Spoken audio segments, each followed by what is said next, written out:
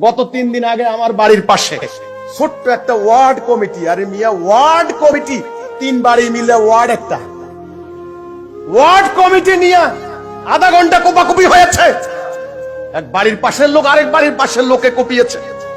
চোর ডাকাত করলে যারা দৌড়ে আসে, আগুন লাগলে যারা দৌড়ে আসে, প্রতিবেশী। ওয়ার্ড কমিটি সভাপতি, আমি বললাম এত কোপাকুপি কিসের?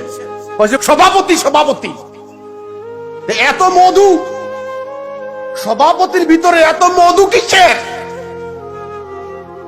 লুটপাট, ডাকাতি, রাজনীতি নয়, রাষ্ট্রনীতি নয়, এ শুরু হয়ে গেছে ডাকাতি।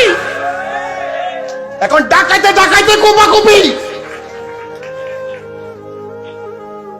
হিজবুত তাওহীদ করবে, এ রাজনীতি হারাম, চিরদিন তালাক দিতে হবে।